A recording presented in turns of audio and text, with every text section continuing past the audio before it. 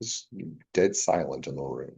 Dead silence, like everybody's afraid to speak. Before we get started, let's go ahead and update a few announcements. So I am pretty close to finalizing everything in the course, and I wanted to make sure everybody was aware of what was happening. So we have our first part of our part two of our investigation this week was when the content should be sent out.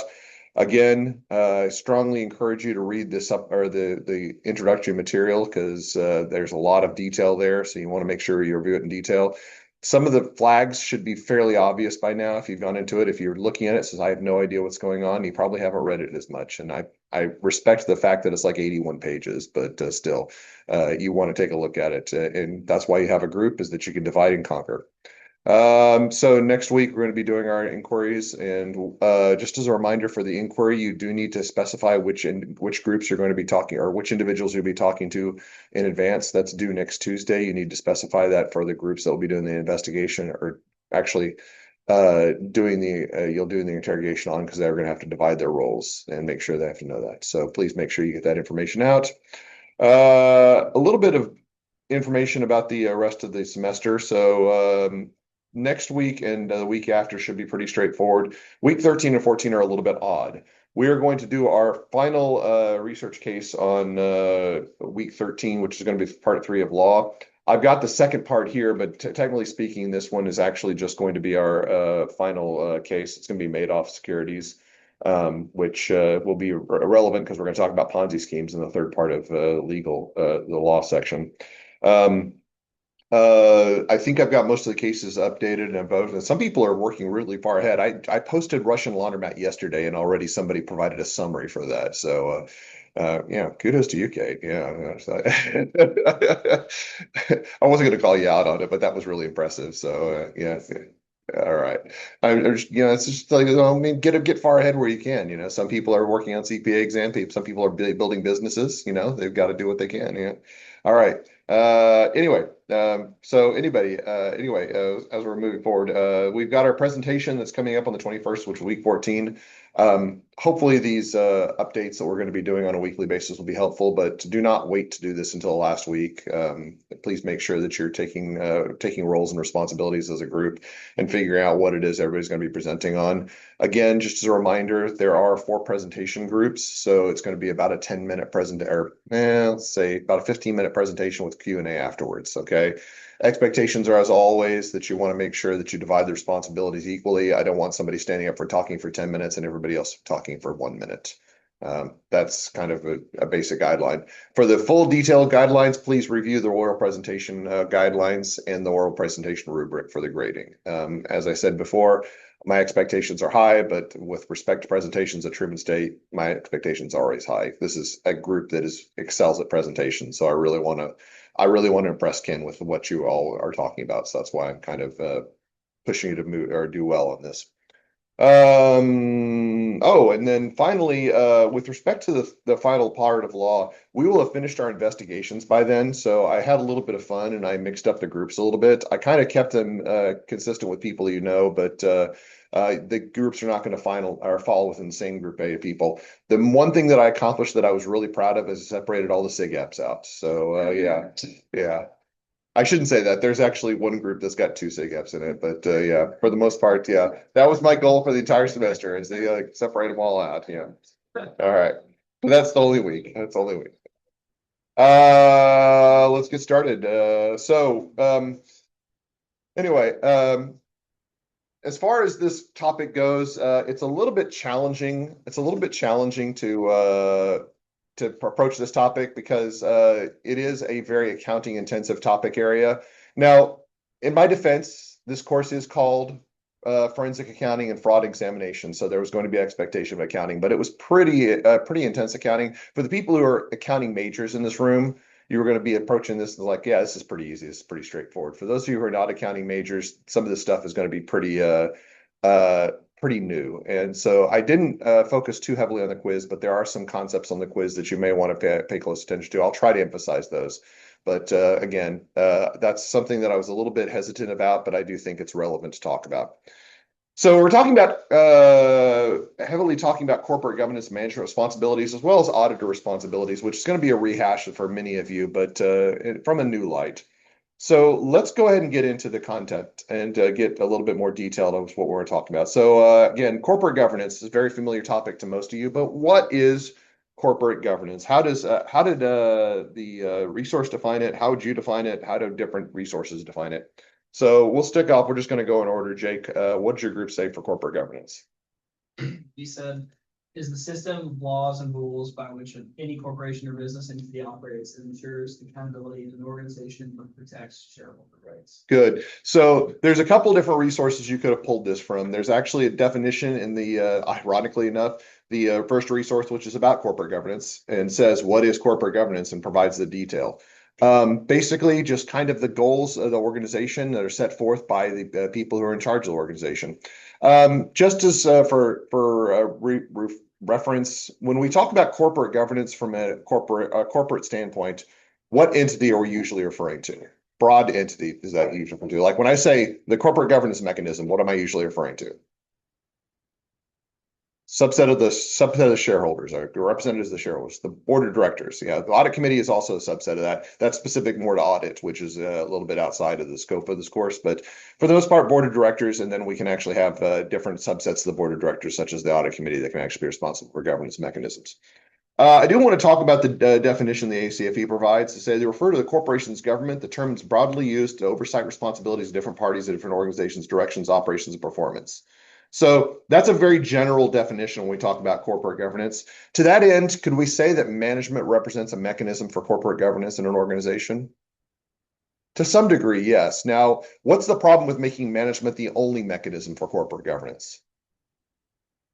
There's nobody to check on management. Who watches the watchers? Yeah, so there's that problem. We do know from our corporate forum that we've talked about in all of our corporations, our classes that talk about corporations, that management doesn't necessarily have the best interest of the organization at mind. They will commit fraud, as we've seen a few times in this course, a few times in your education, that management may actually misrepresent the financial position of the organization. So they definitely can't be a standalone corporate governance mechanism, at least not in good organizations. We talked about a standalone corporate governance mechanism a few weeks ago. Remember good old Theranos, Elizabeth Holmes, who basically had all the corporate governance power. How did that turn out? Not really, really well. Not very well at all. By the way, as a little bit of a spoiler, and I'm going to talk about this. So our final discussion of our final case that we're talking about Madoff securities, which is going to be a series of 60-minute episodes. It's about an hour long, but if you listen on 2 times speed, it's actually pretty manageable. And don't ask me how I know. But one of the people they talked to in that interview, they talked about the fraud, the terrible fraud that had Madoff securities was David Boyce. Does anybody know what David Boyce was also involved in? The fraud at Theranos, but from the other end. He was actually facilitating the fraud at Theranos. Okay, so I thought it was ironic that he was talking about how bad the fraud was at Madoff securities and litigation, and then he supported the fraud like about 7 years later that it was going on at Theranos. Interesting. Anyway, so yeah, we'll talk about that more later. First resource specifies some ways in which good governance practices can reduce the risk of fraud and corruption. What are the specific governance practices identified? So let's go ahead and go to the resource, and we're just kind of bullet point this. All right. So what are some ways that you identified, Jack D? You want me to just list all? Yeah, let's just go ahead and go through them. Yeah. Clear written policies, procedures, and protocols in place for financial reporting compliance. Good. Communication lines for external and internal stakeholders to address concerns. Outlined rules for employees and management. Separating roles of CEO and the chair of the board of directors. Effective internal controls, including financial reporting procedures and regular audits. Good. All right. So that's pretty consistent with my list. Just for context, my list were the clear written policy and procedures, clearly outlining the roles and responsibilities that are in the organization, creating vigilant oversight, eliminating opportunities for abuse, separating the roles of the CEO and the chair of the board of directors, which was that corporate governance separation that we talked about before. Ensuring robust internal controls and systems in place. That was one of the last things Jack talked about, and requiring accountability and transparency in operations. We alluded to transparency before in this course. Is transparency a good thing or a bad thing? Well, considering I just said that we're requiring accountability and transparency, presumably it's a good thing, but we want to make sure we understand what the organization is doing.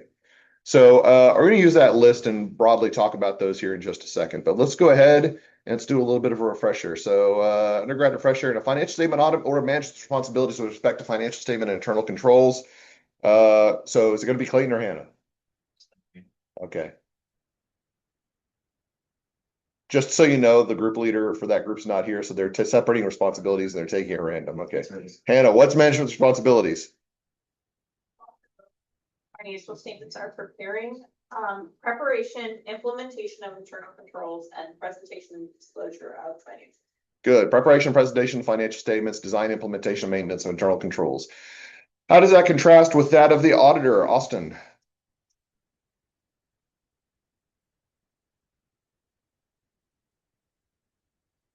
Frauds, and then obtaining reasonable assurance that the financial statements are. Yes, good. So financial statements are free from material misstatement and gaining evidence to support that conclusion. Kind of the same thing with respect to internal controls. They actually have to determine the internal controls are operating effectively and designed properly. So good. All right. Referring back to question 2, the first resource erroneously decided section, good governance will detect fraud and corruption. So I hate it when they kind of don't think about what's being said. They say detect. Now, that was kind of the key, is that it implies that these are all detection mechanisms. So I wanted to evaluate that premise, okay? So what are we going to talk about? So we're talking about both detective and preventative detective measures. For each of the practices we identified in question 2, specify whether the practice is identified as preventative or detective in nature. So I know that you all did this individually, but we're going to use my list for quiz reasons. We're going to talk about my list, okay? And we're just going to go through these. And I'm going to assume that these are going to generally align the same way that Jack's list and my list are identified, but let's go ahead and go through these. And if you don't know, you can take your best guess. The good news is it's 33%. And the reason I say 33% is because it's not necessarily preventive or detective. It can be both preventive and detective. But again, these are my interpretations of those, but we can actually talk about those as we want to. So Cole, you're gonna have the first one, having clear written policies, procedures, and protocols, preventative, detective, or both. Okay, yeah, I agree with that. I've got preventative. I think you can make an argument for both, but I think preventative is going to be the main one for sure. Clearly outlining roles. Jared, what's your group, or what do you think on this one? We said preventative. Preventative, good. Okay. Creating vigilant oversight, preventative or detective, Jake? Put you on the spot here, dude. That'd be both. It could be both. I actually have it listed as both. Okay. I think it's definitely a preventive mechanism, but considering that oversight is going to be responsible for identifying any problems, then it could be detective as well. We're starting to see a theme here. There's a lot of prevention going on in the detection section. Isn't that weird? Eliminating opportunities for abuse. Jack D, what do you think? Is this in the list of five? It is. It's kind of a summarized list of the items. I kind of separated out the list in different order. So, but what do you think? Can you just say that? Yeah, eliminating opportunities for abuse. That's preventive. Yeah, okay. Separating the roles of the CEO and the chair of the board of directors, Clayton and Hannah. Insisting on following the protocol every time. Yeah. It's good established control procedures. We're gonna say preventative. Okay, yes, I do believe agreed that separation of responsibilities is preventive as well. Ensuring robust internal controls and systems are in place. Austin, what do you think? It is definitely preventative. Could we make an argument for detective as well? Yeah, because we will want to make sure we have good detective controls as well. So I think preventative for sure, detective, there's an argument for that as well. Requiring accountability and transparency in operations. Back to you, Cole. What do you think? Say that one more time, sorry. Requiring accountability and transparency in operations. I think preventative. I think preventative, and there's also argument for detective because it's easier to detect items if there's more transparency and accountability for roles. So interestingly, every single thing in that section we identified had at least some preventative mechanisms associated with that. So it's not necessarily, I think they should retitle this. They should say, good governance will prevent and sometimes detect fraud and corruption. That's kind of the goal here, is we're trying to specify the language there. But prevention, really, really important. We have to note there. Now, is it pretty easy to tell the difference between prevention and detection? In some situations, yes. So if we're talking about something we don't want fraud from occurring in the first place, that's very easy. If we're talking about detection, then it's a little bit more broad. Again, it's a little bit more challenging to discern if it's both of those or either one of the other ones. But what does that tell you about the nature of fraud? Would we rather prevent fraud or detect fraud? Probably prevent it in the first place. Now, sometimes that we have to do both, but I do think that it's going to be one of those goals to prevent it from ever occurring. All right, Referring to the section titled Recommendations for Preventing Fraud and Corruption of the First Resource. What stakeholders are specifically identified as being involved in the corporate governance process? Jared, what stakeholders do we have here? Shareholders, customers. Okay. Shareholders, customers, and employees. I had a slightly different list, but I think that there's probably a great deal of overlap there. I think I said shareholders and with other investors, because you could also talk about creditors, but there's employees, I think I identified as well, and then managers as well. And so customers are definitely going to be a stakeholder as well. We're going to talk a little bit about customers here a little bit later, but I think that a very similar list and got the most important elements. Most influence in general. Yeah, which has the most significant influence over corporate governance in general? Back to you, Jake. What do you think? We said that shareholders most likely have the most influence over corporate governance. They have the authority to quote, change the tone at the top. Yeah, I was kind of having a difficult time trying to split the decision on here. I was originally with shareholders, and I said there's probably an argument for management as well, because managerial policy will actually direct a lot of that. So I think that you can make an argument for both, but honestly, I think shareholders may have it simply because an organization does not exist without shareholder. And so that's why corporate governance is so important. Now, what's going to be the most influential with respect to fraud? Okay, so and especially significant influence over corporate governance is related to fraud. This was a much more difficult question, which I seem to always ask you difficult questions, Jack, but hopefully you respect and appreciate that I respect and appreciate your knowledge. All right. We said that employees. Yeah, that's exactly where I went on that one too. Now, could you make an argument for that as well? You can make an argument in multiple directions, but what was your logic behind employees? Well, we specifically said managers out of the employees have the most significant influence over corporate governance as it relates to fraud, because they actively work in the daily operations of the business, and they're typically whistleblowers as they identify fraud in the process of completing their job. Yeah, good. And there were some keywords that were in that document that I think kind of alluded to that. Talked about the importance of tracking and reporting misconduct and establishing clear communication lines. So employees, and very particularly, we talk about management within the employees in that area. So we forget the management sometimes also they represent a subset of the employees in the organization. So there's not a clear distinction there. All right. So the first resource, talking about clear communication lines, stresses the importance of clear communication lines for internal and external stakeholders to better promote transparency and prevent fraud. Now, internal stakeholders is very obvious. If you don't know what your job is in the organization, then you don't know how you're supposed to treat certain situations. It's like, who's responsible for understanding what is going to be occurring in a certain area? We got those established things called controls, but if people don't know what their responsibilities are with controls, then can they follow those? It's a failure in operation if there's no clear communication in that. But what about external stakeholders? Have we ever thought about this before? Has anybody ever thought about, do you just like kind of lie awake at night and says external stakeholders, what is their responsibility with respect to fraud? Okay. So is it reasonable to assume that external parties would care about organizational fraud? All right. Back to the wheel. All right. Bill already answered. All right. External parties care about, yes, they do care about them, because fraud can affect the company's financial ability to operate at their full potential. It also can affect the company's contracts and their going concern. Right. So we think about the external stakeholders and we say they're largely immune to fraud, and that's not necessarily the case. We're talking about people who have a vested interest in the organization, then what do they want to see for that organization? Longevity? Like if this is just a simple example, but if you've got a restaurant that you really like eating at, and that restaurant is closed for an extended period of time, are you going to suffer to some degree? That may be a personal issue that I'm currently suffering from, but that's a very minor one, obviously, but it is an externality. Okay. What about if you're actually doing business where your livelihood depends on your work with an organization? Say you have a customer that suddenly shuts down because of a fraud, or is affected because of a fraud, and they can no longer order the quantities that they operate from you, or they stop buying altogether. Is that going to affect your livelihood? Yes. What about from the vendor perspective? Yeah. What about other external stakeholders, people who are invested in the company in an indirect manner, where their livelihoods is tied to organizations that are tied to that livelihood? So there's a lot of different dimensions there. That's why we tend to think when we see really large frauds, there tends to be a much more resident impact. Like Enron, we make a joke about Enron, about how they shut down, but Enron had a lot of impact on a lot of people, and not just the people who are directly associated with Enron.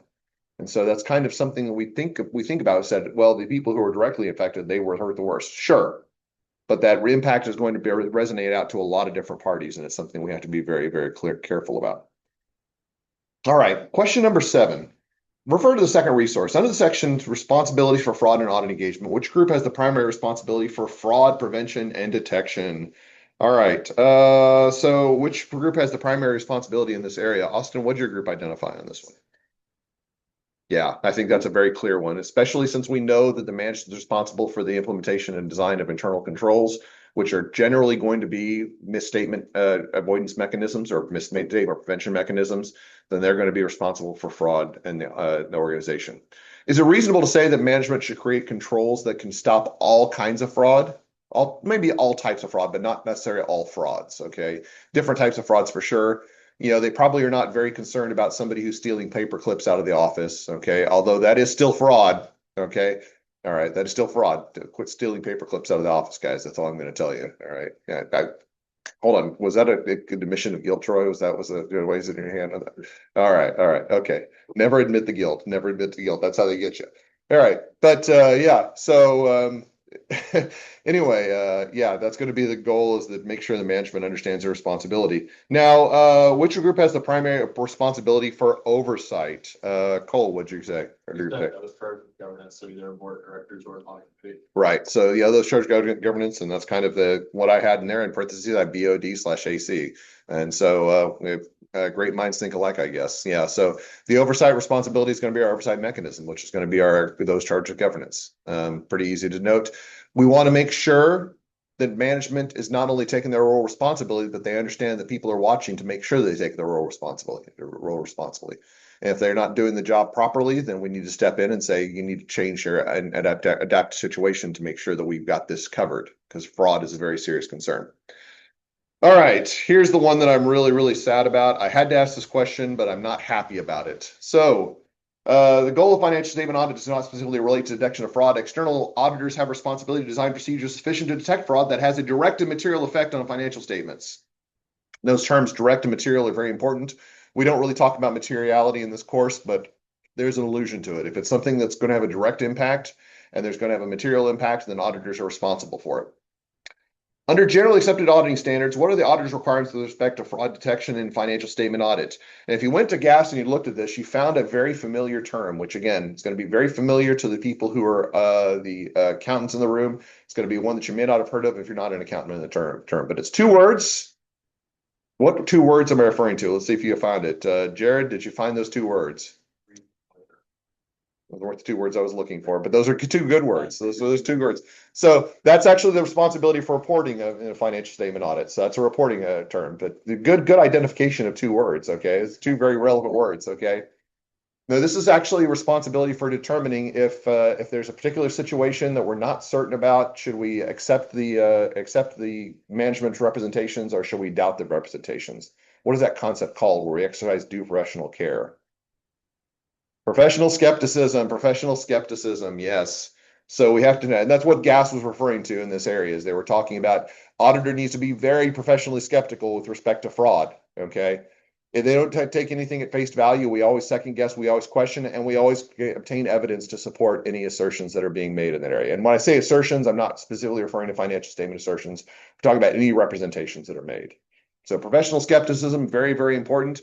Obviously, the accountants in this room, it's like, yes, we've heard it a million times, Dr. Barnes. This is 1,000,001, okay? And it's 1 for those of you who are not the accountants, okay? Professional skepticism, really, really critical. Now we talk about the areas of AOC Section 315, and this one's a little bit more general, all right? So I just want to get a few highlights here. I'm not going to focus too heavily on this, but there's a lot going on here in this section. I think I have like 10 bullet points here that we could go into, but let's talk about some of the highlights that are some of this area. Auditor responsibility with respect to risk assessment under AUC Section 315. Jake, what did your group identify here?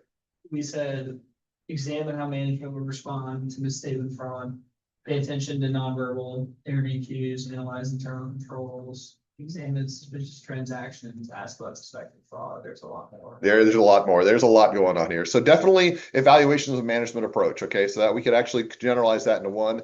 That probably affects multiple bullet points, but let's see if we can identify another. Give me one more, Jack. List under AU 350. Listed. Okay, well, you can just throw one out and we'll talk. How about include documentation as required by AUC sections 240, 315, and 330, as well as that required by any other relevant AUC section. All right, so documentation, what do we know about documentation and audit? Is documentation and audit important? What's the rule? Not documented, not done. Some people might even say documentation is really important for the CPA exam. Not going to mention any names, but yeah. So yeah, documentation, very, very critical. Let's go with the last one. Clayton and Hannah, give me one more.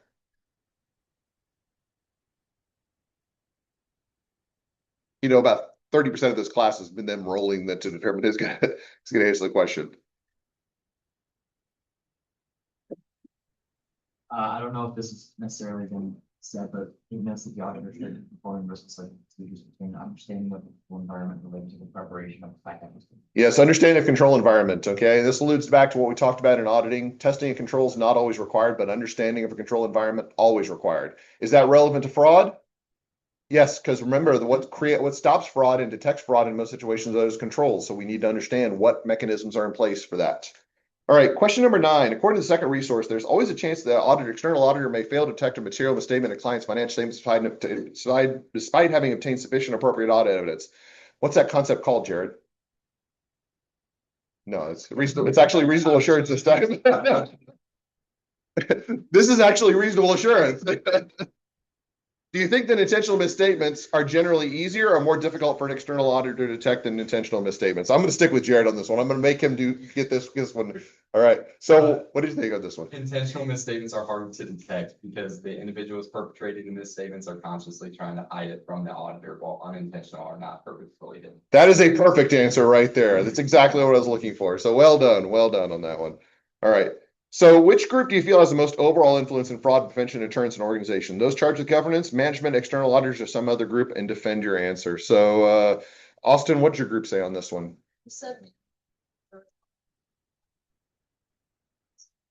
Internal controls and overall culture. All right. So I'm going to ask for an independent review of this one. Cole, do you agree with Austin or do you disagree? Do your group agree? We also said management. Okay. Does anybody disagree with this point? It's good because that's what I said too. All right. Well done. I'll see you all on Thursday.